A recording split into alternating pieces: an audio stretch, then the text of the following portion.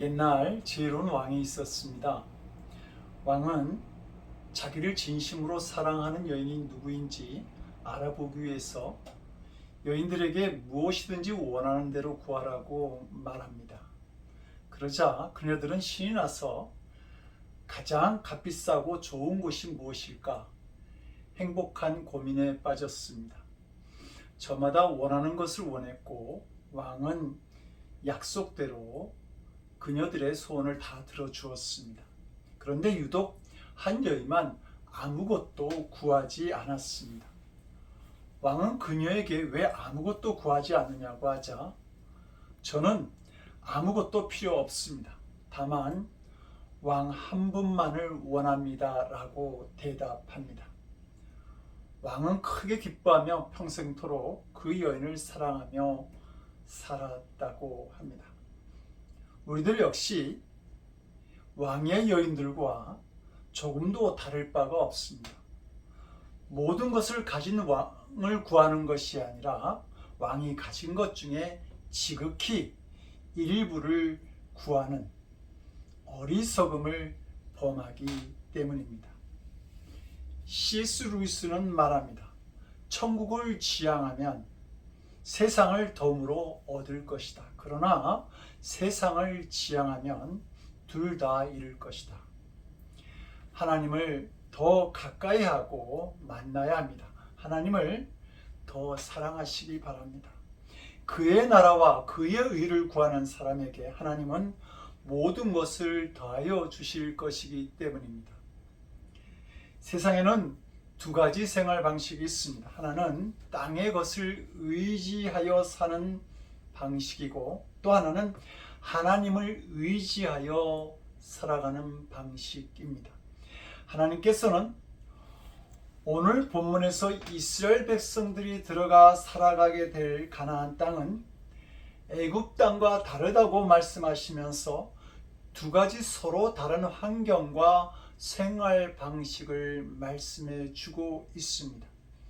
애굽 땅은 비가 오지 않는 매우 건조한 사막지대이기는 하지만 늘 농사는 잘 됩니다.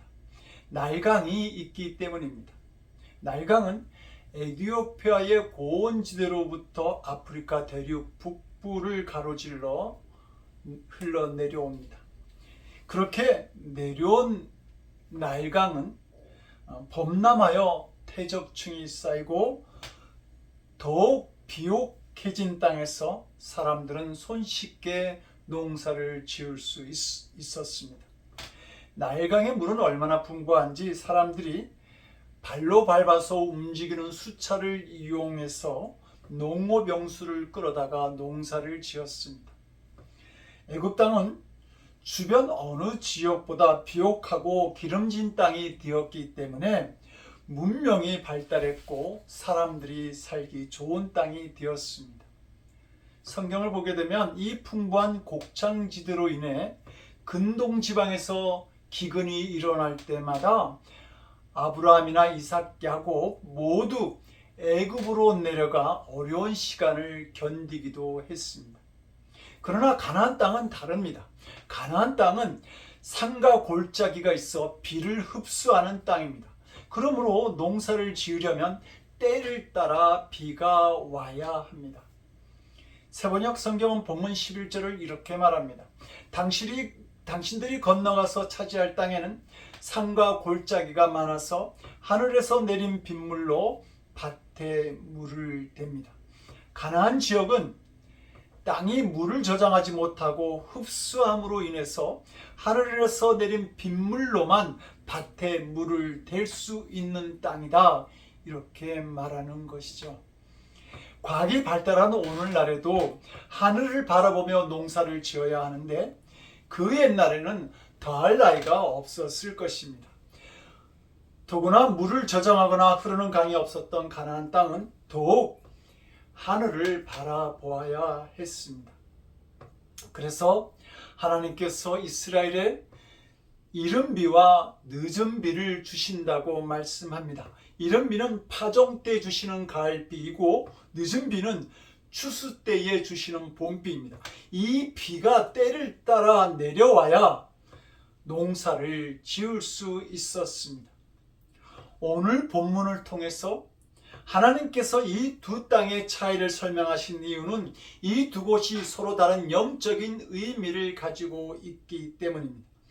애굽 땅은 땅을 바라보며 사는 생활 방식을 상징합니다.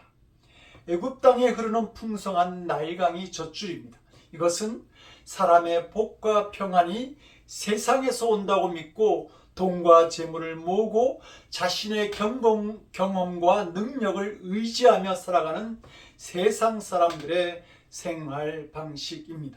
그러나 가나안 땅은 하늘을 바라보며 사는 생활 방식을 상징합니다. 때를 따라 비가 와야 하기 때문입니다. 본문 12절은 하늘에서 비가 와야 밭에 물을 대고 소출을 거둘 수 있는 이 땅을 가리켜 내 하나님께서 돌보아 주시는 땅이다, 이렇게 말합니다. 얼핏 들으면 아주 멋지고 은혜로운 표현 같지만 실상은 하나님께서 매일같이 돌보아 주셔야만 소출이 가능한 땅, 하나님께서 적절한 때에 비를 내려 주셔야만 그 소출을 먹고 짐승들이 젖을 낼 수 있는 땅을 말합니다. 하나님께서 지속적으로 돌보아 주시지 않는다면 젖과 꿀이 존재할 수 없는 땅입니다. 그래서 성경은 하나님이 해마다 연초부터 연말까지 보살펴 주시는 땅이라고 말하고 있습니다. 다른 신을 섬기면 순식간에 망하는 땅, 그 땅이 바로 하나님께서 약속하신 가나안 땅입니다. 이것은 복과 평안이 하늘에서 온다고 믿고 하나님만을 바라보며 사는 성도들의 생활을 말하고 있습니다. 성도 여러분들은 어느 것이 더 마음에 드시는지요? 신명기 10장 9절은 레이는 그 형제 중에 분깃이 없으며 기업이 없고 내 하나님 여호와께서 그에게 말씀하신 같이 여호와가 그의 기업이니라 말씀합니다. 레위인들은 나누어 가진 땅도 없고 먹고 살 수 있는 농사 같은 기업도 하나님이 마련해 주시지 않았습니다. 먹고 사는 문제에 대해 오직 하나님만을 바라보아야 했습니다. 성도 여러분들은 레인의 삶이 어떻다고 생각하십니까? 레인이 복되다고 생각하십니까? 아니면 불쌍하다고 생각되십니까? 레인이 당할 수 있는 어려움은 무엇이고 그들이 받을 축복은 무엇이라고 생각되시는지요? 성도 여러분들은 하나님께서 친히 기업이 되신다고 하는 것이 정말 큰 축복이라고 생각되어지는지요?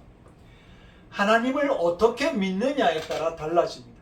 하나님을 정말 믿으면 하나님이 기업이신 것이 정말 큰 축복일 수밖에 없습니다. 성도 여러분, 얼핏 애굽 땅의 삶이 부럽지 않습니까? 얼마나 여유 있고 안정적입니까? 반면에 가나안 땅은 항상 불안정합니다. 그런데도 하나님께서 이스라엘 백성들을 애굽에서 이끌어 가나안 땅에 들어가게 하시면서 젖과 꿀이 흐르는 땅이라고 말씀하십니다. 그 이유는 무엇일까요? 하나님이 복의 근원이시기 때문입니다. 나일강보다 크신 하나님께서 인도하시는 땅이기 때문입니다. 그러나 하나님은 눈에 보이지 않고 나일강은 눈에 보인다라고 하는 이유로 믿음이 없는 사람들은 이것을 깨닫지 못합니다. 선교단체 사역자들은 후원 통장을 가지고 살아갑니다. 예수 전도단 창시자인 로넬 커닝햄은 하나님께서는 왜 이렇게 일하게 하시는가? 라고 물으면서 그 이유는 이렇게 하심으로 하나님의 종들에게 하나님께서 실지하심을 매 순간 확신케 하시려는 것이다 라고 말했습니다. 실제로 예수 전도단 사역자들은 아프리카에서 굶주림과 역병에 싸워야 했고 중동에서는 이슬람 박해와도 싸워야 했습니다. 지성인이라고 자부하던 마르크스 주의자들의 이념과 유럽에서 지성인들의 무관심에 부딪혀 어려움을 당하기도 했습니다. 이렇게 많은 악조건 속에서 사역하면서 사람이 떡으로만 살지 않고 말씀으로 사는 것을 체험하였고, 하나님은 전심으로 자신을 향하는 자를 위하여 능력을 베푸시는 분임을 체험하였던 것입니다. 성도 여러분, 우리도 선교사들이 가진 후원 통장이 필요합니다. 월급을 받지 말라는 것이 아니라 월급을 받아도 마음 자세는 하나님의 응원과 공급하심을 기다리는 후원 통장 신앙이 되어야 한다는 말입니다. 성도 여러분, 12절 말씀이 정말 은혜가 되지 않습니까? 내 하나님 여호와께서 돌보아 주시는 땅이라 연초부터 연말까지 내 하나님 여호와의 눈은 항상 그 위에 있느니라. 이 말씀은 정말 복된 말씀입니다. 그러나 하나님께서 무조건 항상 지켜보신다고 하는 말씀은 아닙니다. 비를 기다리는 농부가 하늘을 쳐다보듯이 항상 하나님을 바라보는 자에게 하나님도 항상 지켜보시며 은혜를 베푸신다는 말씀입니다. 예레미야서 12장 2절은 여러 나라의 길을 배우지 말라라고 충고합니다. 그런데 직장을 다닐 때 나는 세상 사람 같이 보이지 않습니까? 자녀를 기를 때나 장사를 할 때 세상이 나의 기준이 되지는 않습니까? 화가 날 때, 돈이 넉넉할 때 세상 사람들 같이 행동하지는 않습니까? 미국 뉴저지 대학교 의과대학 정신과 교수인 빅터 솔로몬 박사가 쓴 유대인의 비밀이라는 책이 있는데, 그 책에서 그는 역사적으로 그 어떤 제국이나 힘센 나라도 유대인을 삼킬 수는 있었지만 결코 소화시키지는 못했다라고 말하고 있습니다. 유대인을 삼킨 민족과 제국은 있었을지 모르지만 유대인들을 소화시킨 민족이나 제국은 없었다고 지적하고 있는 것입니다. 우리 그리스도인들도 세상에 살지만 세상에 소화되지는 않아야 합니다. 그러므로 신앙 훈련이 있는 것이죠. 신명기 8장 2절은 말합니다. 내 하나님 여호와께서 이 40년 동안에 내가 광야의 길을 걷게 하신 것을 기억하라. 이는 너를 낮추시며 너를 시험하사 내 마음이 어떠한지 그 명령을 지키는지 지키지 않는지 알려 하심이라. 이스라엘 백성들이 걸었던 광야는 신앙 훈련의 장소였습니다. 예수님도 광야에서 40일간 금식하셨고 그곳에서 받으신 사탄의 시험에서 승리하심으로 인해 그리스도의 구원 사역을 나타내셨던 것입니다. 모세는 자신이 먼저 미디안 광야에서 40년간의 훈련을 받았고 사도 바울도 아라비아 광야에서 3년간 영성 훈련을 받았습니다.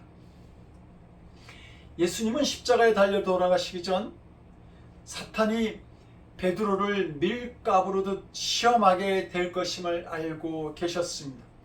그럼에도 불구하고 사탄이 베드로를 시험하도록 그냥 내버려 두셨습니다. 왜 그런 것일까요? 베드로의 현재 신앙 상태를 베드로가 스스로 보게 하시고자 함이었습니다.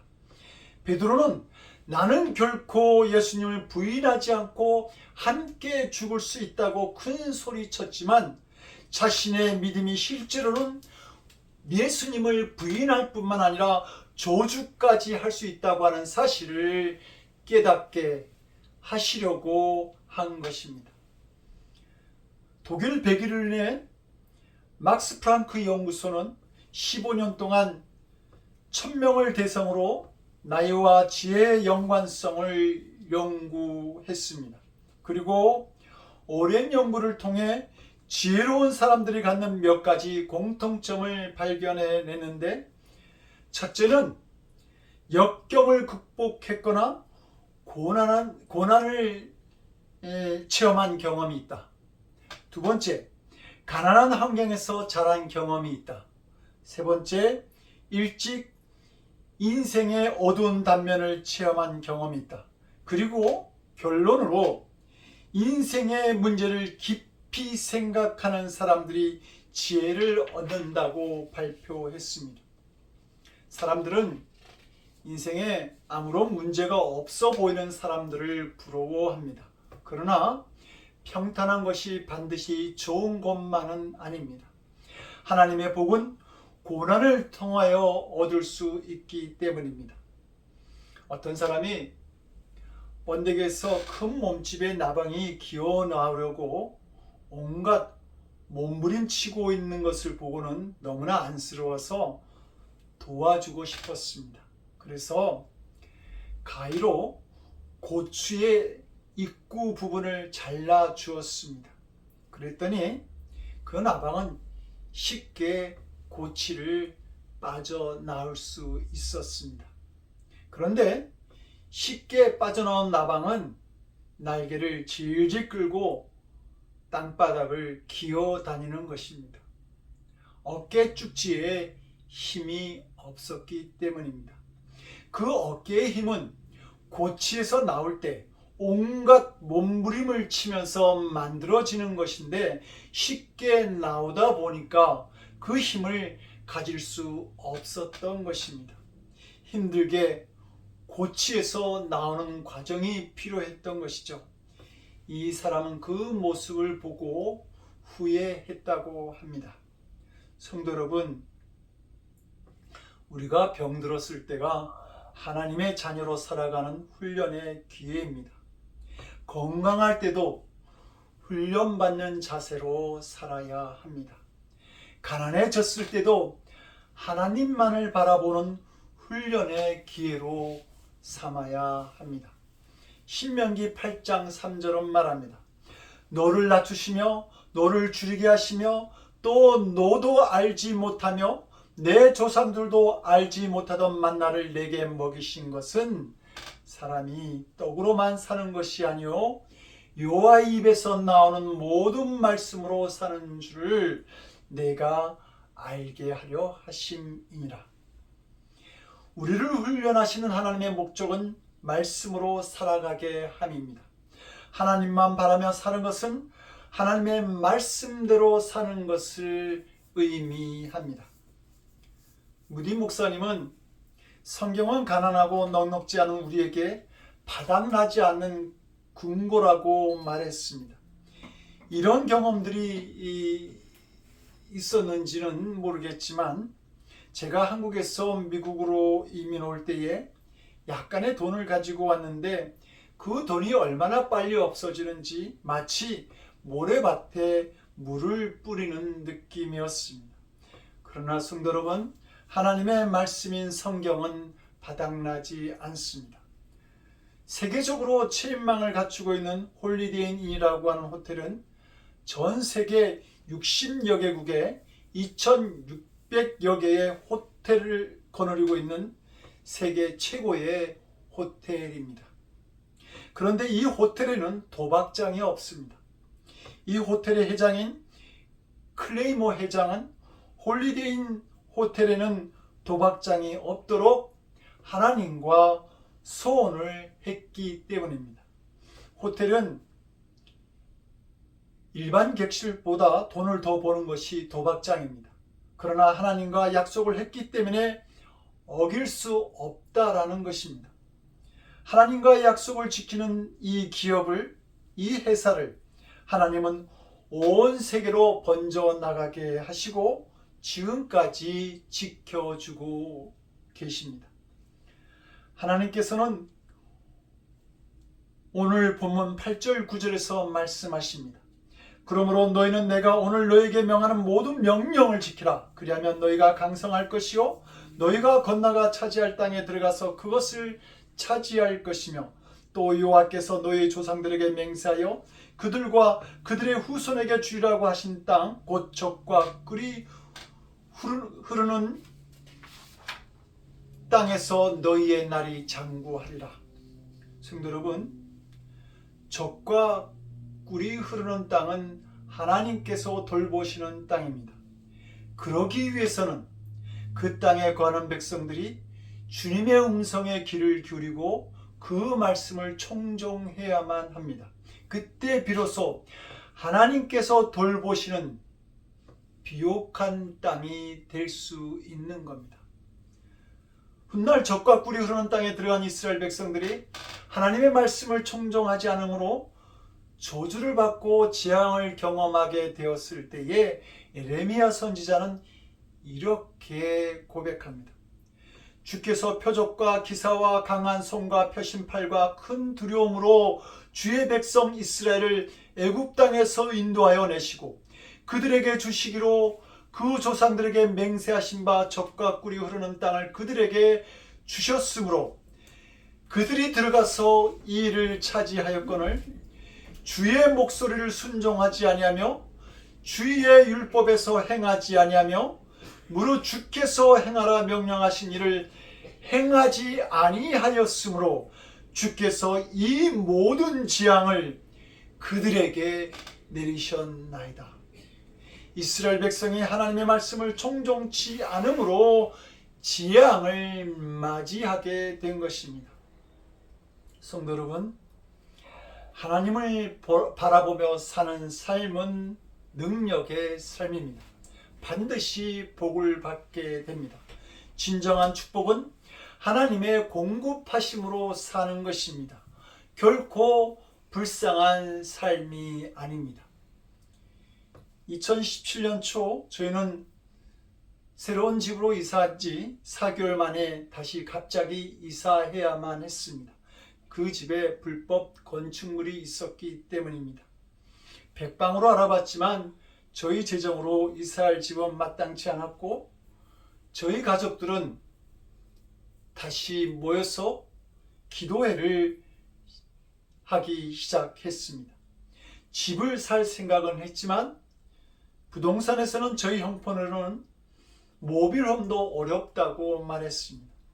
그런데 생각지도 않게 한국에 있는 저희 형제가 암으로 목회를 쉬고 있는 저의 어려운 형편을 보면서 요청하지도 않은 큰 도움을 주었고 좋은 뜻으로 했던 일들이 도움이 되었으며 어려웠던 길들을 하나님께서 인도해 주심으로 집을 살 수 있는 과정까지 갈 수 있었습니다. 사람의 힘으로는 도저히 할 수 없는 이 모든 일들이 하나님을 바라보며 기도하였던 그 믿음에 하나님께서 역사하시고 응답하심으로 일어났다고 하는 사실을 고백할 수밖에 없게 만드셨던 것이죠. 젖과 꿀이 흐르는 땅이 이 땅에 존재한다면 그 땅은 어디일까요? 하나님은 가나안 땅을 약속하신 땅으로 정하셨습니다. 그 땅은 하늘에서 내려오는 물을 빨아들이는 땅입니다. 적절한 때에 비가 내려와야만 열매를 맺을 수 있는 그러한 땅이었습니다. 하지만 하나님께서 때를 따라 비를 적절히 내리시면 옥토가 되고 젖과 꿀이 흐르는 땅이 되는 것입니다. 사랑하는 성도 여러분, 혹시 여러분들의 삶의 자리가 물을 빨아들이는 것 같은 소망 없는 자리이지 않습니까? 그러나 장소가 중요하지 않습니다. 주님께서 때를 따라 비를 내려주시면 그 땅은 생명의 땅이 됩니다. 여호와는 나의 목자시니 내게 부족함이 없으리로다 라고 하는 다윗의 고백이 나의 고백이 되는 것입니다.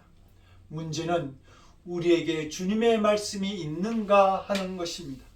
주님의 말씀을 따라 청종하는 삶이 있는가 하는 것이죠. 힘든 인생길을 갈 때에도 주님께서 때를 따라 도우시는 은총으로 함께 하신다면 우리가 어디에 있든지 젖과 꿀을 마실 수 있는 땅이 되는 것입니다. 이것이 바로 젖과 꿀이 흐르는 땅의 비밀입니다. 오늘 우리 모두가 그 축복의 땅에 서 있는 줄로 믿습니다. 기도하시겠습니다. 좋으신 하나님, 오직 주님만을 바라보는 삶이 되기를 원합니다. 고난 중에도 하나님이 원하시는 모습으로 살아가기를 원합니다. 말씀을 삶의 빛으로 삼고 따라가는 우리들을 사랑하시고 가나안 땅에 은총을 베풀어 주시옵소서. 이제는 우리의 길이요 진리요 생명이 되어 주시기 위해서 하늘의 보좌를 버리시고 이 땅에 오신 우리 주 예수 그리스도의 크신 은혜와 우리를 시험하시되 놀라운 사랑으로 함께 하셔서 이기게 하시는 아버지 하나님의 극진하신 사랑하심과 죄악이 물결치는 이 세상에서도 우리의 참된 구원이 주께 있음을 깨닫게 하셔서 구원의 길을 달려가게 하시는 성령님의 감화감동 우리 안에 교통하시고 역사하시는 놀라우신 은총이 말씀 안에서 가나안 땅을 발견하고 주님의 음성을 듣기 원하는 거룩한 성도들 머리 위에 아름다운 덕을 선포하는 늘 푸른 교회 위에 복음을 들고 땅끝에 선 선교사님들 위해 지금으로부터 영원토록 함께하옵시기를 간절히 축원드리옵나이다. 아멘.